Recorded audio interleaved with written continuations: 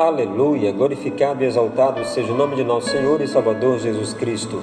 Graças a Deus, estamos de volta, dando continuidade à segunda parte da grande série A História de Bartimeu, baseada no texto bíblico do Evangelho de São Marcos, o capítulo 10, a partir do versículo 46. O versículo 46, a parte B, é o que nós estamos estudando. Vamos ler o texto e em seguida estaremos fazendo uma oração. O cego estava sentado na beira do caminho pedindo esmola. Vamos orar? Pai, muito obrigado por essa oportunidade maravilhosa que temos de estarmos nos dedicando a esta preciosa revelação do céu, que é a Tua Palavra. Continua falando conosco através deste ato de examinar, ó Deus, essa história tão distinta que é poderosa para trazer às nossas vidas um fortalecimento espiritual de que tanto nós todos precisamos. Já recebemos, Senhor, nossa vitória e conquista por meio dessa palavra, em nome de Jesus Cristo. Amém e graças a Deus. Aleluia, glória a Deus. Então, Bartimeu, nós o descrevemos sob 5 condições, que era aquele momento que ele estava vivendo ali à beira daquela estrada. Primeiro, a condição, ele vivia na condição de um religioso passivo, que conhecia a Deus, que ali a religião dos judeus predominava, né? Mas ele se comportava como se Deus não existisse, porque lhe faltava uma experiência pessoal. A segunda condição é de que ele precisava dar abertura à comunicação.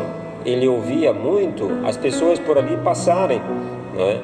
Mas quando ele passa a escutar acerca dos testemunhos de milagres que Jesus realizava em outras cidades, ele dá abertura a essa comunicação, porque ali se cumpre na vida dele, aos Romanos, capítulo de número 10, o verso 17, né?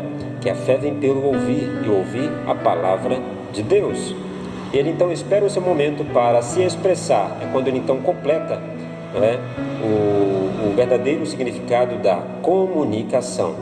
A terceira condição em que ele se encontrava era a de um pobre e miserável.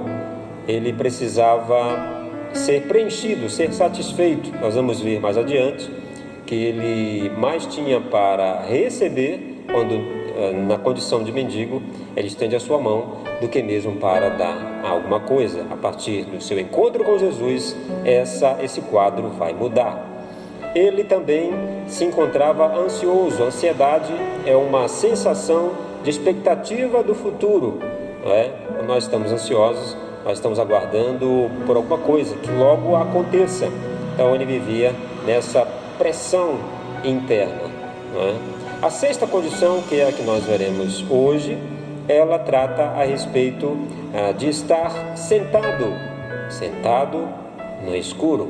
Bartimeu esperava até que lhe fosse dado um rumo para a sua vida, pois enquanto não se entende que direção se deve tomar, permanece-se no escuro. Então, Bartimeu estava sem direção e sem rumo. Ele estava literalmente vivendo no escuro. A falta de conhecimento é um dos principais motivos do fracasso da humanidade. Por isso, Jesus, quando ele ressurge dentre os mortos, a primeira palavra de comissão que ele dá para os seus discípulos é: ide e pregai o meu evangelho a toda a criatura, né?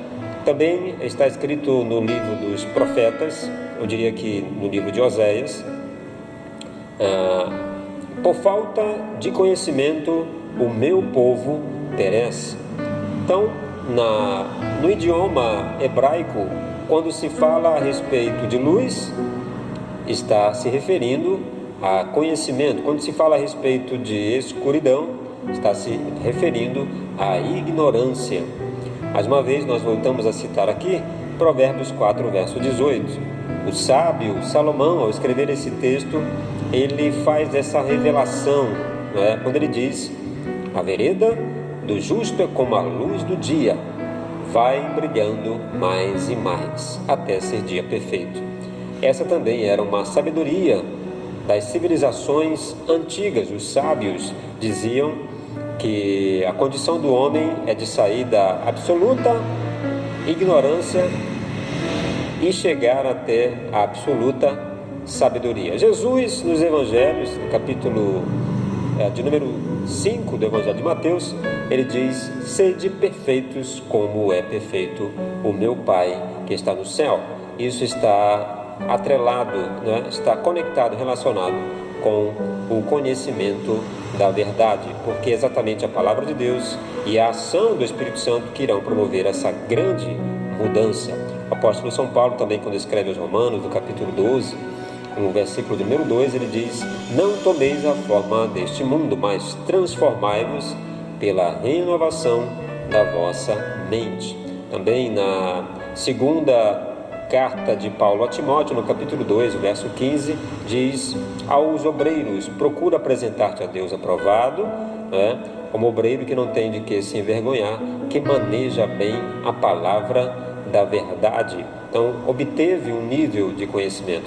Na carta aos Efésios, no capítulo número 4 também, mesmo apóstolo São Paulo, ele escreve dizendo, que Deus deu 4 grandes ministérios à sua igreja, ao ministério de profeta, de apóstolo, de evangelista, de pastor e mestre, e tudo isso contribui a fim de que a igreja ela alcance a estatura de varonilidade, a estatura de perfeição, que se chegue ao aperfeiçoamento. Outro exemplo do Evangelho de João, capítulo de número 3,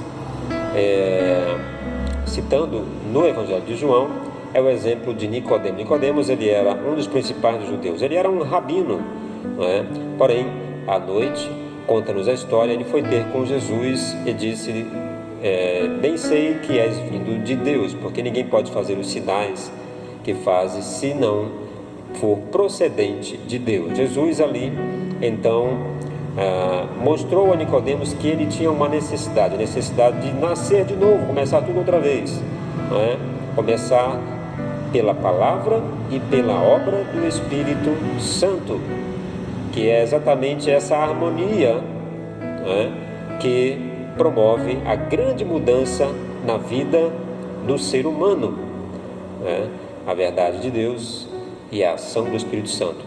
Jesus, quando estava preparando-se para ser entregue, a ser preso, ser julgado, condenado e morto, ele dissera aos seus discípulos: quando eu estiver à direita de Deus Pai, eu vos enviarei um Consolador, o Espírito Santo. Ele vos ensinará tudo o que vos tenho dito, Ele falará acerca de toda a verdade. Então, a quem Bartimeu ele esperava? Bartimeu não esperava a qualquer líder religioso.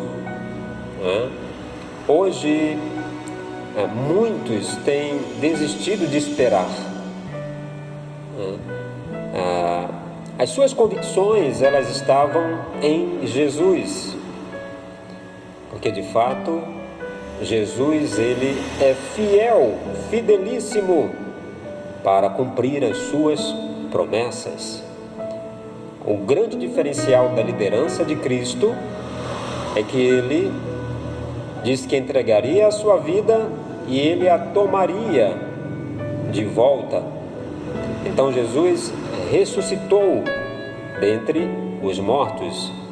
A tumba em que Jesus ele foi sepultado, ela encontra-se vazia. Existe uma placa lá, na Jerusalém Antiga, com essa descrição: ele não está aqui, ele ressuscitou. Então Bartimeu, ele estava com esse foco, em Jesus. Outros dizem, por exemplo: fique aí, não avance, não cresça. Então, hoje há quem tenha desistido de esperar e também estimule ou desestimule a outros de esperar por uma resposta divina. Em quem estava para se levantar, fora jogado um balde de água fria. Então não seria por isso que Bartimeu ele utilizava uma capa, dizendo: a minha fé ninguém irá esfriar. Então, exatamente durante a passagem de Jesus, ele ali clama pelo filho de Davi, em quem ele acreditava que era da descendência real do rei Davi, e parte daquelas pessoas que eles acompanhavam a multidão, certamente aqueles que eram menos cultos, porque não tinham ainda aprendido o segredo do reino dos céus, eles desprezavam aquele miserável homem que estava à beira do caminho, que de fato, como dissemos em um vídeo comentário anterior, havia muita pobreza e miséria naqueles dias. Então, aos pobres não lhes era dado nenhum privilégio, nenhuma honra. E, como dissemos, vamos repetir aqui, o nome Timeu significa honra e Bartimeu, filho da honra. Então, o que vai acontecer? Exatamente, Jesus irá prestar honra a Bartimeu. Ele dizia, inclusive, acerca das crianças: deixai vir a mim os pequeninos, porque dos tais é o reino dos céus. Que maravilha, não é? Então, devemos nós nos posicionarmos como Bartimeu, estarmos disponíveis para recebermos a direção que Jesus quer dar para nós. Ele dissera em João 14, verso 6, eu sou o caminho, eu sou a direção. Caminho significa método. É como se nós tivéssemos que preparar um bolo e não conseguiríamos fazê-lo sem ter uma receita, não é? Ou tomar uma medicação, não conseguiríamos tomá-la corretamente sem uma receita. Ou termos que operar algum equipamento, não é? Não conseguiríamos fazer com êxito, com sucesso, sem o manual de instruções. Jesus diz então: eu sou a direção, eu sou a instrução, eu sou o método.